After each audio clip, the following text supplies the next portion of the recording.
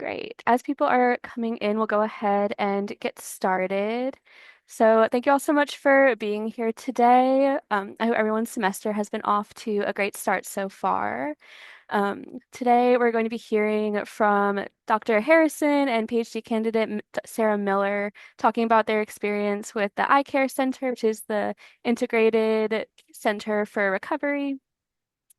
And I'll go ahead and introduce them and then they can launch in. But if you're new to the research series, this is hosted by the Carolina Community Coalition. It's a group of partners across campus and the community focused on reducing high-risk student behavior. And there's lots of other opportunities to get involved with the coalition as well if that's something that you're interested in.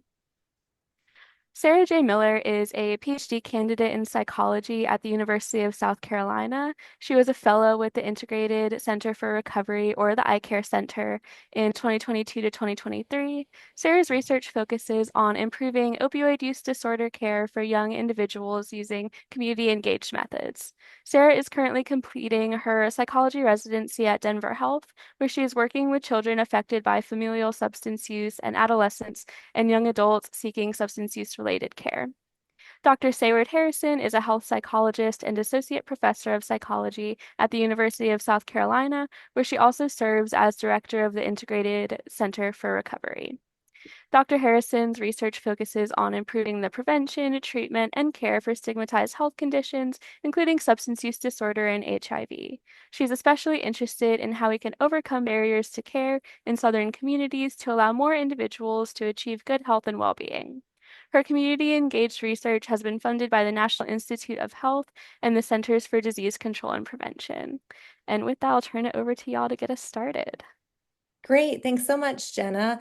Can you see my slides? Yes. Okay. Wonderful. Well, I'm so excited to be here. I know we're kicking off Recovery Month, and just thank you to everyone for making time. It is such a busy time of the semester. Hopefully, things are starting to calm down and we're all settling into our fall routines. But again, just would like to just send a big welcome and a thank you to all. So we're going to be talking today about our Integrated Care for Recovery Center at USC. Before we get going, just some disclosures. I do receive funding from NIH, NACHO, and HRSA, and the Eye Care Center that we'll be discussing today is funded through grants from HRSA, the Health Resources and Services Administration. So today we have about 40 minutes together and we can definitely make it conversational. Feel free to just unmute and call out. It's a small group and I'm really happy to have the time for us to just have a discussion about the center and about other initiatives on campus.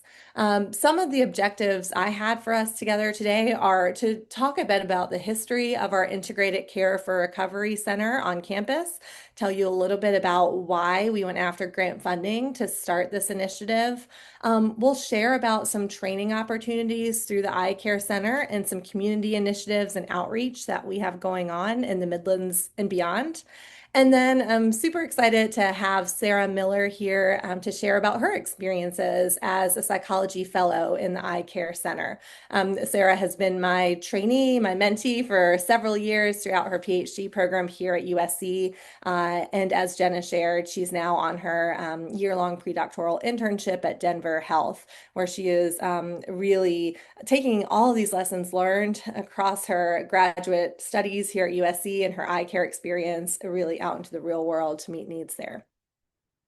So, many of you who are joining in today are deeply, deeply familiar with this, but I know not everyone necessarily comes to this conversation with a background in substance use disorder or in the recovery field. So I just wanted to share a couple slides to talk a little bit about the impacts of the opioid crisis on South Carolina. So, as we know, opioid misuse and opioid dependence is really a public health crisis in the US. Opioids are a class of drugs that are naturally occurring. They're found in this beautiful poppy plant. We'll see a picture of it in just a minute. And our brain is built with lots and lots of receptors that love those molecules from that poppy plant. So we have these endogenous receptors that really prime us as humans to have a very strong and positive reaction to opioids. and also prime us to be able to easily become dependent on this class of drugs. So sometimes we call opioids narcotics or painkillers, but important to know that they're really addictive or dependency forming. And again, that this is we're unfortunately just very primed to do this, right? To be at risk for this because of the way our brain is built, because of having these receptors in our brain that are built to really want or like opioids. Now, people also really like them because, again, of the way they make us feel, right? Through these neural pathways in our brain. Opioids create feelings of euphoria, relaxation. They help us feel just wonderful. They take away pain. They can also cause some things like impaired concentration, feelings of sleepiness, reductions in our sex drive, and changes in other bodily functions. And what we know is that we are in the midst of this ongoing but changing opioid crisis in South Carolina and across the country. So this is now driven primarily by synthetic opioids, and I'll just show a slide in a minute to explain what those are, but you've likely all heard and are very familiar with our fentanyl crisis.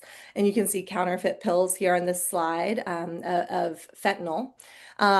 More US residents, this stat always just astounds me.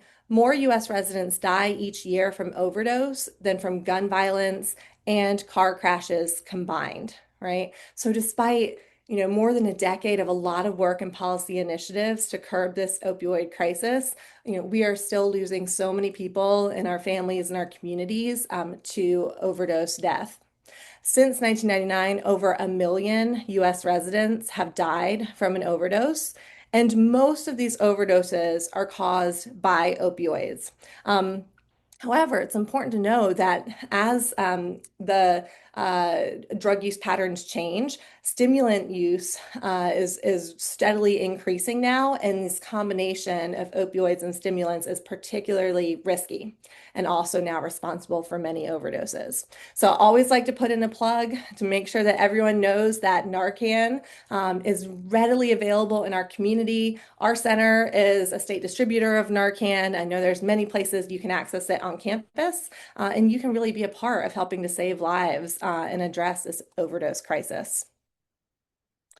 All right, so as we think about, again, why our brain is built to like this so much, I just like to always share these photos of these beautiful poppy plants, and explain that this poppy plant is what we derive morphine, codeine, heroin from, and even things like oxycodone. And we know that humans have been using opium for thousands of years. There's ancient writings that talk about this poppy plant, calling it the bringer of joy, the joy plant. Because for so many people, for thousands of years, again, humans have consumed it to feel euphoria, to feel joy, and to really try to push away those feelings of pain and sadness. So references to opium date even back to 3400 BC. And it's just interesting too to think about the trade as we think about today's illicit drug trade. We can go back for hundreds and thousands of years and see that this same substance was being traded around the world, and even the source of things like global conflict and wars. So we have that poppy plant, which is like this naturally occurring opiate. But then we also have all these semi-synthetic derivatives of opium that comes out of that poppy plant. So if you would like take that pod of that poppy plant and cut it, some goo would ooze out, and that's that opium. Humans have learned how to mix some things with that naturally occurring substance to produce other types of opiates, so semi-synthetic, meaning partially human-made. So these are things like heroin, hydromorphone, oxycodone, right? So these both illicit and licit medically used substances that very much are very similar if you look at their chemical compounds. And of course, now we've gone beyond these semi-synthetic opioids and now have fully synthetic opioids, meaning they're produced fully in chemical labs. And so you can see, again, if you've had surgery, you might have been prescribed Demerol to treat and manage that pain. And then what we now know is really causing most of our current problems with the opioid crisis is fentanyl. So fentanyl is a synthetic opioid originally developed for pain relief and for anesthesia. In fact, the first known group of US residents that was dependent on fentanyl were anesthesiologists. Who in the 50s and the 60s, when they began to use it for heart procedures, realized how potent it was, how powerful, and began to use it recreationally themselves and became dependent. So fentanyl is 100 times more potent than morphine and 50 times more potent than heroin.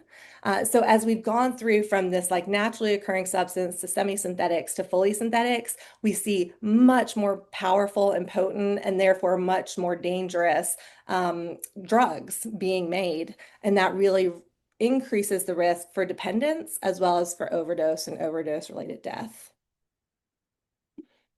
Okay, so probably a lot of you all are familiar with, have read books or seen films about the different phases of the US opioid crisis. Just very briefly, it started with this real extreme overprescription of OxyContin by our US healthcare providers in the 90s to the 2000s. And this created the largest base of US residents who were opioid dependent, had to have that to function. If they didn't have it, began to go into withdrawal. Following that phase, so we began to put a lot of policies in place to start to curb that overprescription, but we still had so many residents in the US who were now dependent on opioids. So what happened was it became much easier for many people to access heroin from the street than those prescription pills as more restrictions and policies were implemented to make prescription pill misuse to curb that. So the phase two of the crisis was really the conversion of so many people who were dependent on OxyContin off of the OxyContin and onto heroin, which they could purchase illicitly. And we began to see the concerns around heroin start to really skyrocket in those early 2000s. And then in the third phase, now fentanyl begins to be substituted and starts to swap in our illicit drug supply in the US and begin to replace heroin. So heroin manufacturing across the world, growing that poppy in the countries where it's grown, all that is really dramatically decreasing. And now what we're seeing is, again, these synthetic chemically produced opioids, fentanyl primarily coming into the US, and it becoming the dominant opioid in our drug supply. If we look at the story of overdose deaths, we see those three phases or those three waves really clearly represented. Initially, we had prescription opioids, and we had a fairly steady and slow increase in overdose deaths from those prescription opioids shown in that green. Then in phase two, where we have the conversion of people off of OxyContin onto heroin, we start to see in black that line just all of a sudden begins to rise and then starts to go flat. That's the heroin overdose death crisis. And then we have this near vertical line, which is now when fentanyl enters the illicit supply and becomes the dominant opioid that individuals are using. And we see almost straight up increase in deaths once that happens in our US markets. Now, if we were to show South Carolina's data, we would see a really similar story. Here you can see overdose deaths, and you get to 2019, 2020, right? And you see this skyrocketing number of overdose deaths. And we know that both fentanyls coming into our illicit drug supply at that time, and what else is happening at that time? Extreme mental and behavioral health crisis spurred by the pandemic, right? So we see so much isolation, loneliness, mental health problems, people being isolated from their families, people who may have been in treatment no longer able to access treatment, people who may have been steady users of an opioid who suddenly are having trouble getting into their supplier, having reduced tolerance, and then overdosing. So a lot of different things start to cause this peak, but we really see it in 2020. All right, so now many people would say we're in like a fourth wave of the crisis, which is really a polysubstance use crisis, where we're seeing still lots of use of synthetic opioids, but also combined with stimulants, and that's a major concern. So especially a lot of meth and a lot of cocaine use combined with opioids. All right. And I think there's still we're trying to learn more about what that's looking like, but just important to know that we are seeing a big bump in that stimulant use here in South Carolina. Okay, so what does this do to people? Well, we know that again, it's very easy for people to become dependent when they're using illicitly or they're using even prescription opioids, but in a manner that wasn't how they were intended to be used, how it was prescribed to them. So when we look at our diagnostic and statistical manual, our DSM, which is how we diagnose these disorders, we would make a diagnosis of OUD when a person has a problematic pattern of opioid use. And we really see this across four big areas. We see impaired control, right? You're using more over longer periods of time than you intended to. You may have attempts to cut back, but they're unsuccessful. These are causing your need for it to grow. And then when you're without that substance in your body, you have cravings, right? You want it. You have these physiological changes when now you're suddenly like deprived of that substance because your brain has grown dependent on it. We know that this causes a lot of social impairment and harm to the social fabric, whether it's of your relationships or even think more broadly about what our community is going through with so many people dependent on fentanyl. And we know that people with OUD also experience a lot of risks. That can be risks to their own health because they're continuing to use, even though it's negatively impacting their health. It can also be things like risks because they're going into an unsafe situation to seek out that substance or to use that substance, right?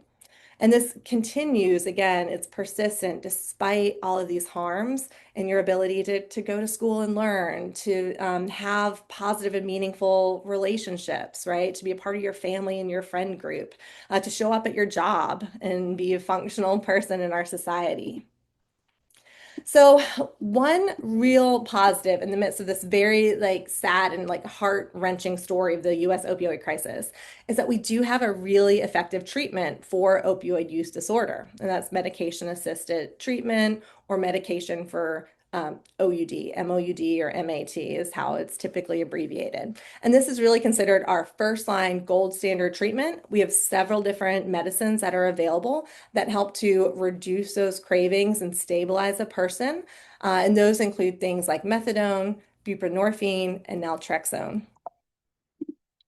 And the way, just very simply, that MAT works, right, is it helps to normalize our brain chemistry, reduces your cravings, blocks that high euphoric feeling of opioids, and helps to stabilize all of those physiological impacts of dependence on your body. Okay, so that is all the background. So, what we realized in our psych department was we were not teaching our students much at all about this. There were very few trained professional psychologists in South Carolina who understood what was going on with the opioid crisis, who had received any like formal training in prevention and treatment of OUD, or who had clinical experiences working with people impacted by OUD, despite this huge, ongoing crisis in our communities. So, South Carolina, unfortunately, has the fewest licensed psychologists of all 50 US states. So, those of you like working in mental and behavioral health, I'm sure you're very keenly aware of our shortage of mental and behavioral health professionals in the state. We see it with our psychologists. We're 50th in the US. We only have one training program. It's here at USC. We're it. And we don't train that many people because it's very time intensive or it takes 6 years in our grad program. So we have a fairly small number of PhD students getting trained to be psychologists here at USC. And then that means broadly in our whole state. And then when we looked at what USC was offering, we saw again very limited training on integrated behavioral care, meaning how can we get psychologists into settings to work alongside of other healthcare professionals to address opioid use disorder and other substance use disorders or SUDs. During their 6 years in our grad programs, our students have lots of clinical externships. And we also have our own community clinic that's over on Elmwood. And we realized that none of these were focused on prevention and treatment of substance use disorder. So we recognized there was a lot of work to do. So we were very fortunate to come across some grant opportunities from HRSA, Health Resources and Services Administration. And HRSA is our federal agency that really looks at our healthcare workforce to look to see, where are the big needs to predict what are the changing health needs of the U.S. population, and make sure that we're getting a strong training pipeline for health service professionals. So HRSA recognized many years ago that we were going to have increasing mental and behavioral health needs related to this opioid crisis, and we had too few psychologists who, again, had expertise in this area. So they developed some grant opportunities for a number of different health service professionals, but one specific to psychology. We worked with partners, including partners at the USC School of Medicine, Prisma, our South Carolina Department of Alcohol and Other Drug Abuse Services, or DAODAS, as well as community partners like the Courage Center, to think about what we could do to meet this need and go after these HRSA funds.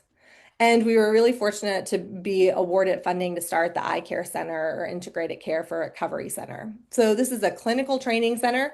I guess physically, our offices are over just off of the Horseshoe in the Barnwell building and the Hamilton building annex. And again, this is part of our psychology department, although you see we've been really trying to expand it and bring more folks into this work.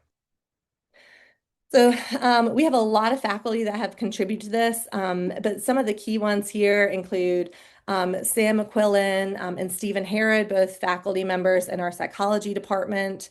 Chris Goodman, who's a clinical assistant professor of internal medicine at USC School of Medicine. Peter Baker, who's an infectious disease epidemiologist in the Arnold School of Public Health. We have multiple clinical supervisors who are licensed psychologists and clinical faculty members, notably Kim Hills and Steve Taylor. And then we also have a community consultant, Pam M., who works at the Courage Center, a community organization that probably many of you are familiar with. And then we have our coordinator for our center, who's Becky Carter. So at this point, our center really has three initiatives, which I'll talk about in my remaining time. First, we've got this eye care psychology training program, which we got through, again, a HRSA mechanism.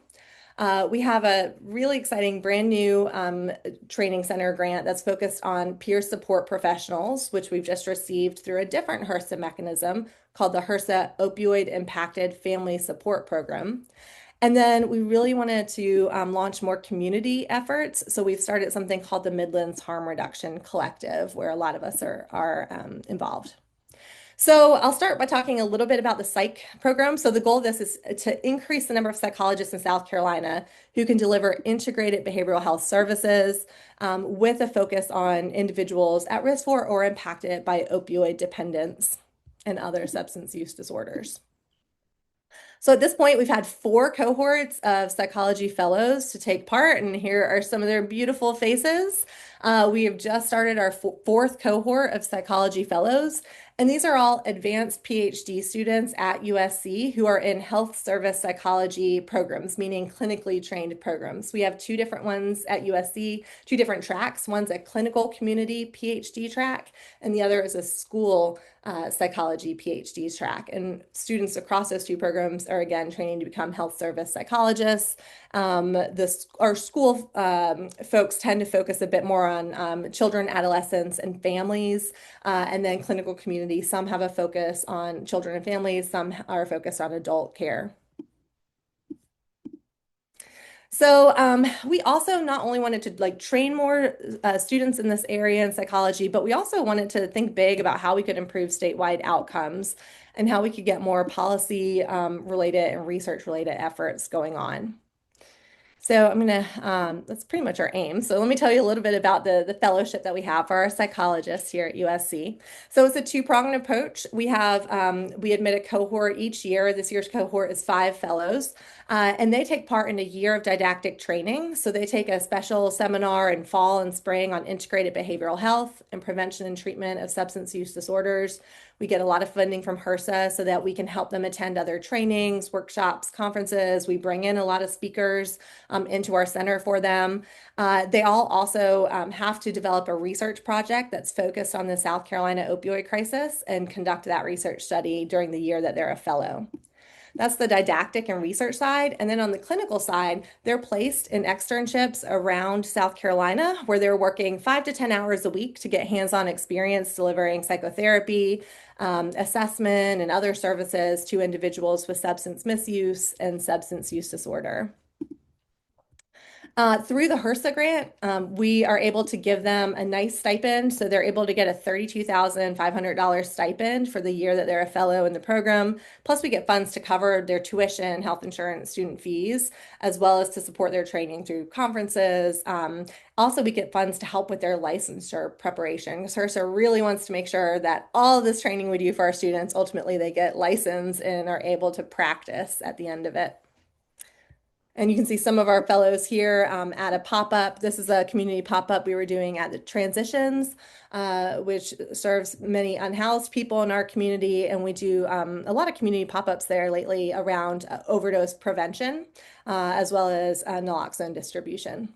And we do that alongside of School of Medicine students. So it's really cool. We set up our School of Medicine students are at the table next to us doing health screenings, talking with people about health concerns, and then they filter down to us and we talk about overdose prevention, as well as linkage into treatment. And then just to look at some of the competencies that we focus on in our training program. So those clinical assessment skills, cognitive behavioral intervention, consultation with other professionals who might have questions about mental and behavioral health. They get a lot of training in motivational interviewing, screening, brief intervention and referral practices, so it is really, I think, pretty broad, but really prepares them to enter into primary care settings or even specialty settings with that strong focus on substance use disorder prevention and treatment. Um, we have been, again, building a lot of capacity to do more community outreach and community efforts. At this bottom picture, you can see we recently did a film screening at the Richland Public Library on Assembly Street. We've been having a lot of events there where we invite community members to come in to learn about the opioid crisis. Maybe we'll have show a film and then offer free Narcan training and Narcan distribution there. So that's been really cool to just get out there in the community and also be able to connect our students to the community in that way.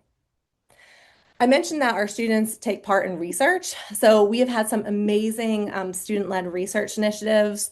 This was, Sarah will maybe talk about it a little bit, but her cohort really wanted to explore our peer support professional workforce in South Carolina and better understand their own mental health and behavioral health needs and how we can prevent burnout. We have so much task shifted, a lot of the frontline work in the recovery field to peer support professionals. And they were very interested in learning from them about like what are their own training needs? How does this impact their own recovery journeys? And how can we think about building more capacity to support our peer support professionals who, again, are on the front lines doing this very difficult work? We've had, I think, a good response about some of these research studies. Here on the left, you see a picture of Jess, another one of our fellows.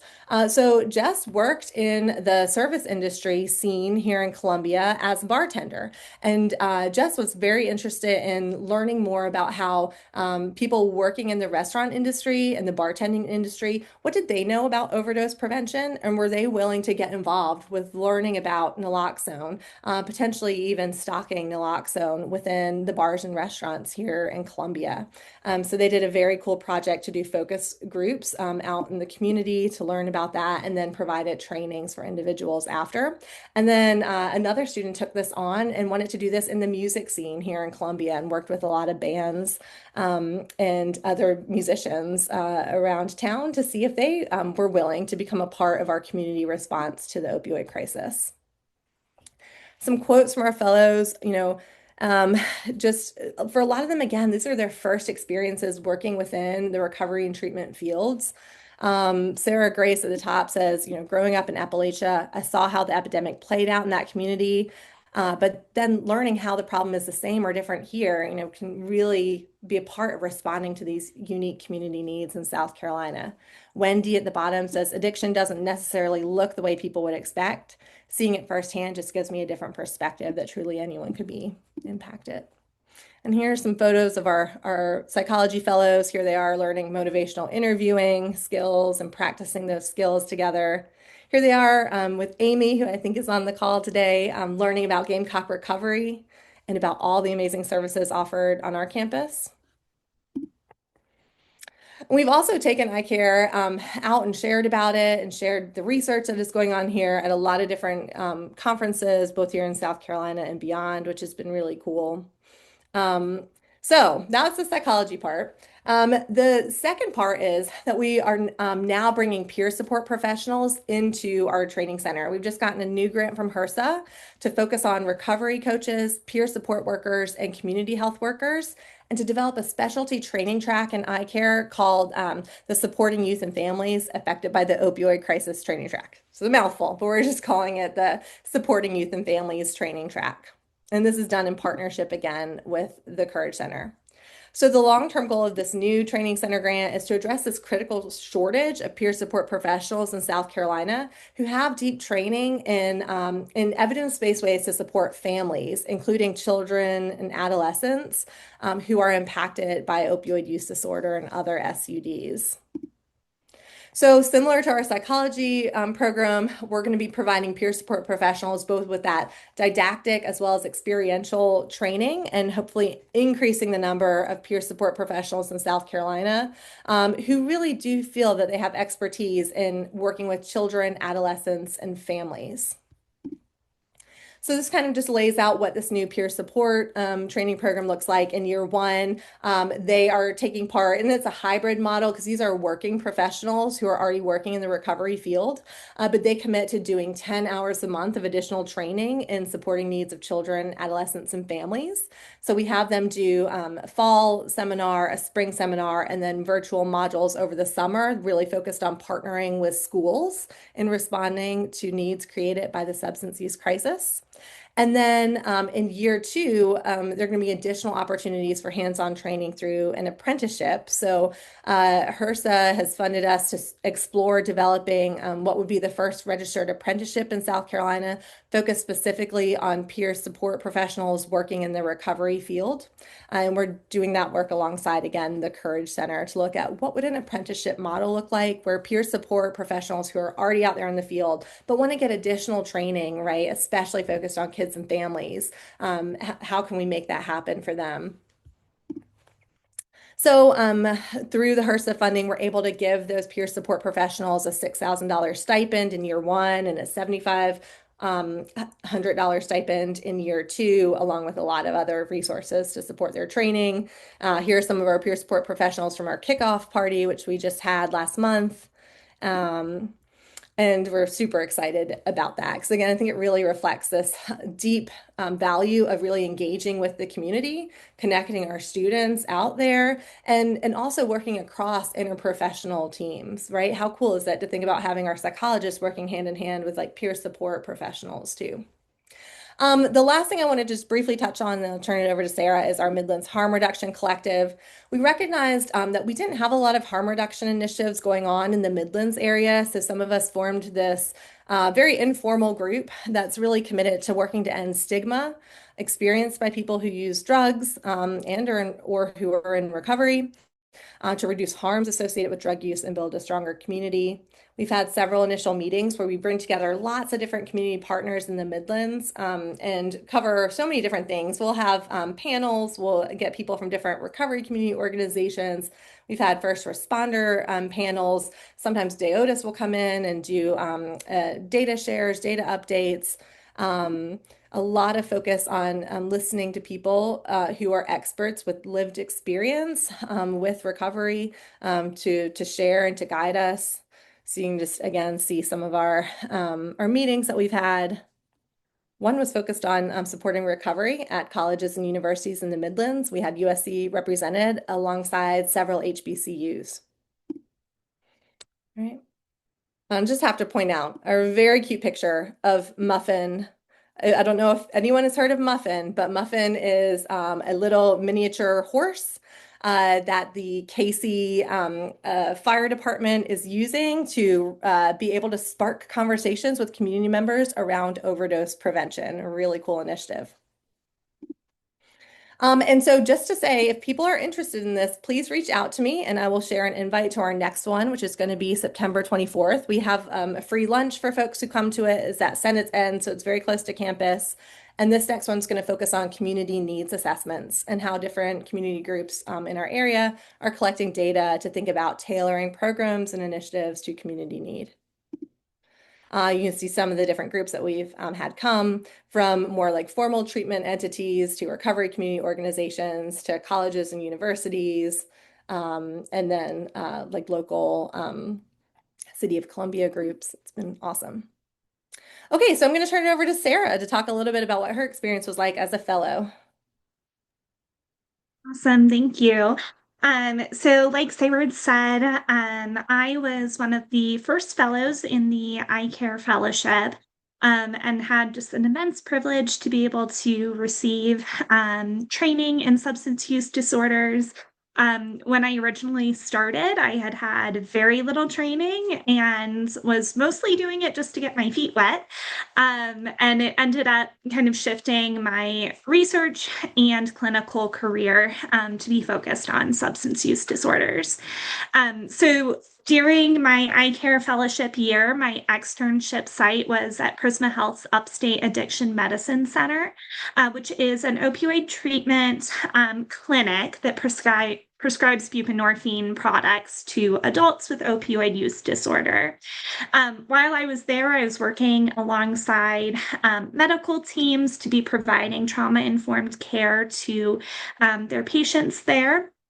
And one thing that I really noticed and sparked my interest in this field was how many individuals had encountered opioids for a long time before they had received any help, including during young ages. And that really inspired me to be thinking about what can we be doing for young folks in particular who may be either misusing opioids or have reached opioid dependence, but might not be linked in with care. Go to the next slide, please. Sayward mentioned briefly earlier one of our research projects that me and my cohort put together, which was really focused on the peer support workforce, which is individuals with lived experience with substance use disorders and recovery who are working in the field to help other individuals enter recovery. And this project, we really focused on thinking about how we can be better supporting these workers from anywhere from what can a friend be doing and providing social support to all the way up to policies and communities. How can we be better supporting these individuals? And if anyone's interested in any of the specific findings, I'm happy to send you articles or chat about it as well. But some of the key findings was respecting the role and really valuing individuals and then putting our finances where our values are. On to the next slide. So out of that kind of research experience in the eye care fellowship, as I mentioned earlier, my own research career kind of took a shift. So when I was thinking about these experiences that I had, I really saw that young individuals weren't receiving the care that they needed. So my dissertation was focused on identifying what we could be doing better in South Carolina for adolescents and young adults who were misusing opioids. So that could be some misuse all the way up to opioid dependence. And some of the key themes that really emerged from this research was looking at the impacts of structural factors that impact whether people can enter into recovery. So everywhere from kind of our social determinants of health, health literacy, access to food and transportation. For a lot of people, they shared, I wanted to be in recovery, but I couldn't be thinking about that when I was thinking about the food that I had on my table. And so really emphasizing the need to, yes, we need to link people in to medication for opioid use disorder, but also be thinking about the whole person and addressing all of those needs. Alongside that, my young individual participants also shared several ways that they could be being helped by their communities. And I know many of you are in those positions where you can be a helper. So I want to share a bit of what they shared would be helpful for them. Relationships were really key. And with those relationships, having trusted individuals who were non judgmental and supported whatever recovery pathway that individual chose. Particularly, individuals felt supported when folks were supportive of a harm reduction approach. So rather than saying, you need to stop using all substances, you're never going to drink a glass of wine with dinner, looking with the individual as to what they need to be living the life they want and helping them get there, which oftentimes involves reducing risky substance use. So, really partnering with individuals on that, as well as having access to things like Narcan, which is awesome. We've got that on campus. Um, was really important. And folks also talked about how they were supporting their own well-being by making long-term goals and thinking about their life beyond substances. We can move on to the next slide. On my own side, my next step is really to be developing a intervention to be building resilience for young individuals with opioid use disorder. And I'm going to be doing that by including key community members as a part of the research team, and that project's about to be launched. Move on to the next slide. And then, as we mentioned earlier, my current clinical work, I'm in my predoctoral psychology internship or residency, where I'm really focused on providing clinical work full-time. And I have the immense privilege to be working in a space where I'm working with youth affected by substance use disorders, as well as youth with substance use disorders themselves. And so I've really been able to take that training that I received with the Eye Care Fellowship and now am applying it on a daily basis with all of my patients. And what's really cool about the setting that I'm in is that we are a safety net hospital, so we do not turn away anyone for inability to pay. That's that. Cool. Well, thank you, Sarah. So we'll just open it up for questions. Our contact info is up here. So, please reach out if there are ways that you want to get involved. Any questions or comments?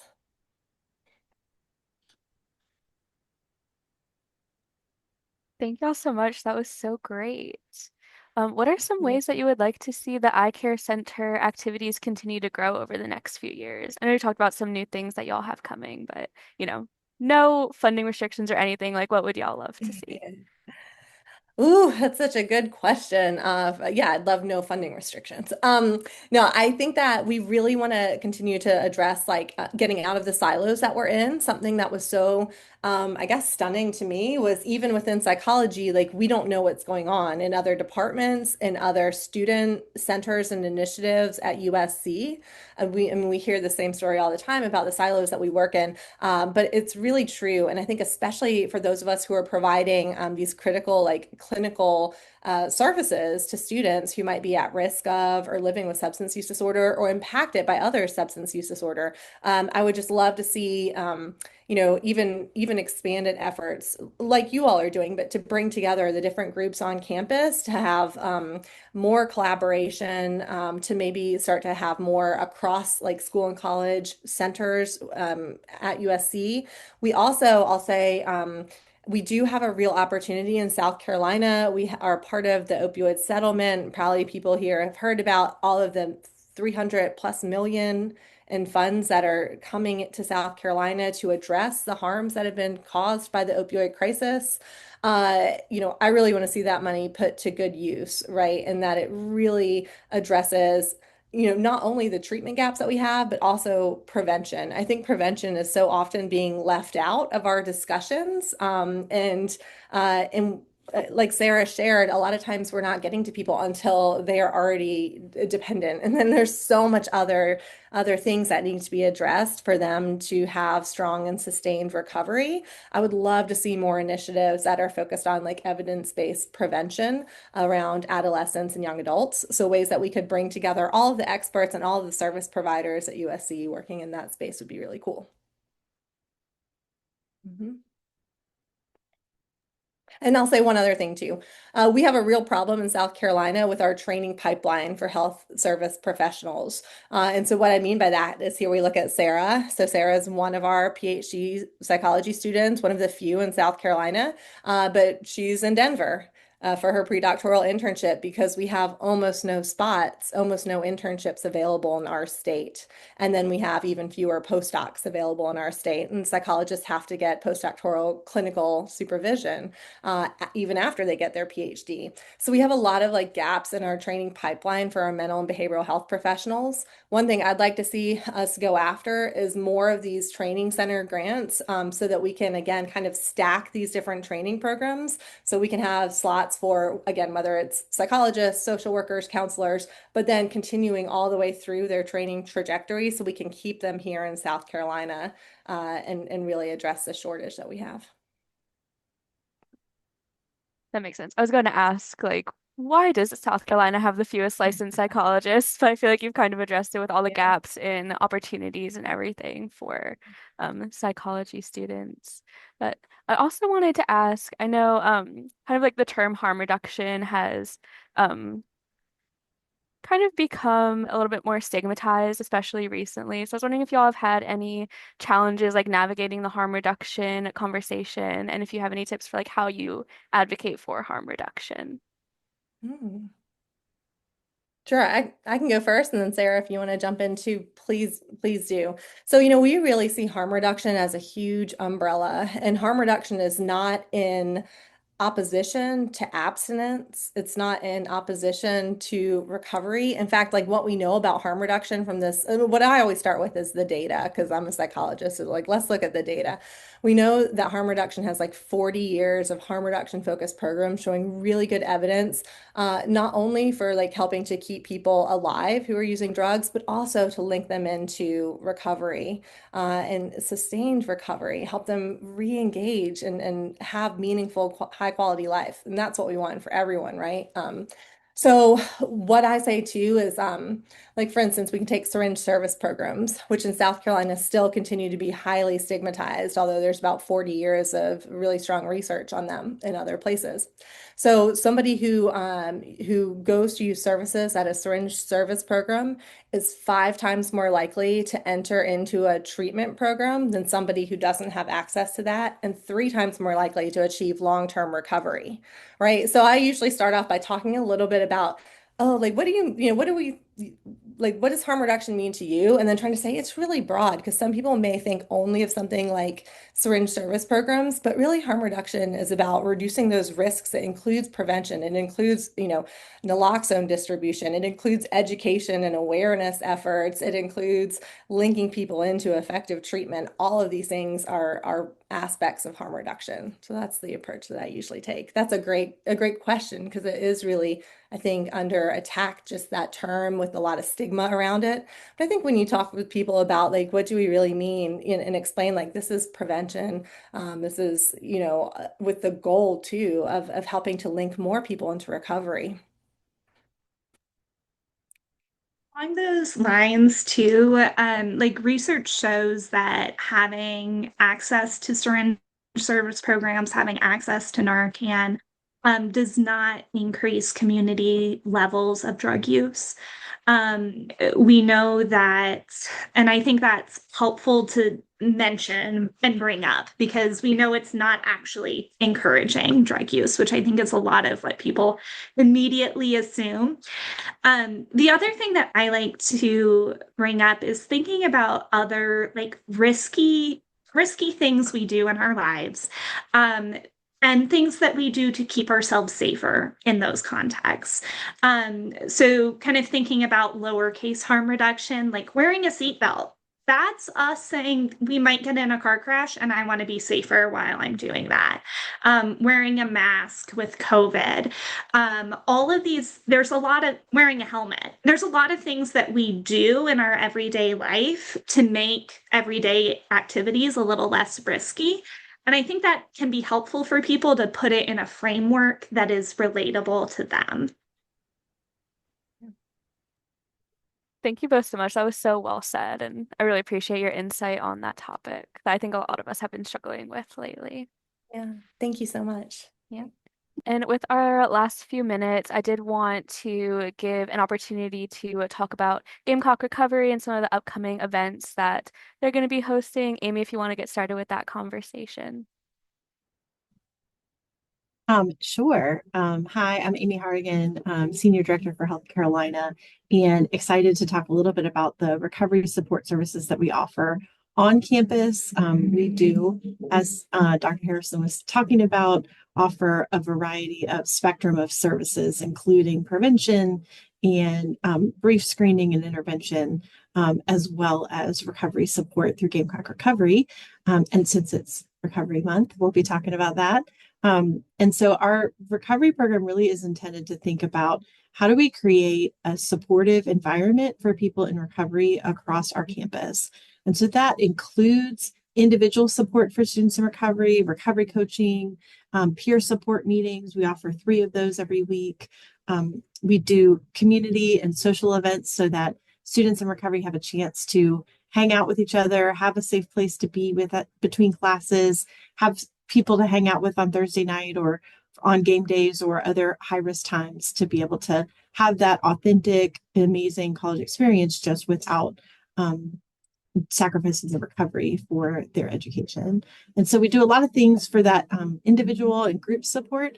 We also do a lot of things trying to help create a campus that is more welcoming and inclusive of students in recovery. So we offer recovery ally workshops, we offer speaker events, we offer workshops like this with a little more academic focus, to and as well as campaigns and opportunities for people to demonstrate their support of folks in recovery, because we want folks to feel like they are safe and included and welcome here, no matter, even if they never come to our lounge in the Coliseum.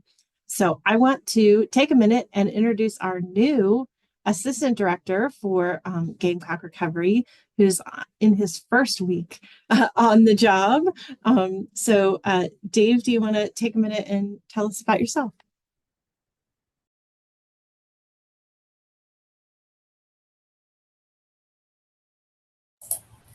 Yes, sorry. I had to figure out where to unmute. My name is Dave Leach, and I am the new Assistant Director for Gamecock Recovery. I am very excited to be here and be in this role. This is, I think, my 8th day in the role, and I am 3 times a Gamecock. I came here for an undergraduate degree in psychology. I have a master's degree in rehabilitation counseling from the School of Medicine and a PhD in counselor education and supervision from over at the College of Education. I was a faculty member here for a while at the School of Medicine, and I left to go into private practice. And the universe called me back to USC to this position. I am very excited to be working with students in recovery and very excited to be part of this campus community again. Thanks, Dave. We're so happy to have you here. Thank I you. think it's good. We're set up for a really good year. And Julia, if you want to do a shout out for some of the Recovery Month events that are coming up. Yes. So like Amy said, we have some meetings, weekly meetings. One that I wanted to highlight is our That's Some BS meeting on Thursdays at 4. That's a meeting for students to talk about setting boundaries and caring for themselves. And then on Friday, September 12th, we have the Recovery Lounge open house. That's in the Coliseum from 2 to 4. And then we'll have a tailgate that weekend before the game. That's Saturday, September 13th, 4 to 6 p.m. on Green Street for some food and games. And then on September 18th at 3 p.m., we'll have our Arise, which is our addiction and recovery informed seminar series where Dave will be speaking. And that's a hybrid event, so it will be available on Zoom, but also in the Russell House 205 room. And then lastly, we have a Recovery Ally workshop for students on September 30. Great. Thank you so much. Yeah, Dave and Julia are busy right now.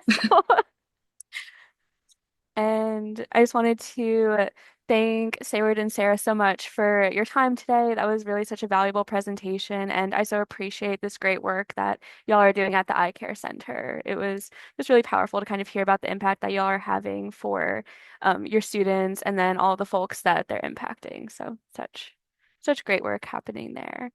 And the coalition will be hosting research series meetings throughout the semester on the first Thursday of the month at this 3:30 time. Since you registered for this one, you're automatically registered for the year. So we appreciate that. And we hope to see you at our next one. And I hope that y'all have a great day. Thank you so much for coming today. Thanks, everyone. Bye.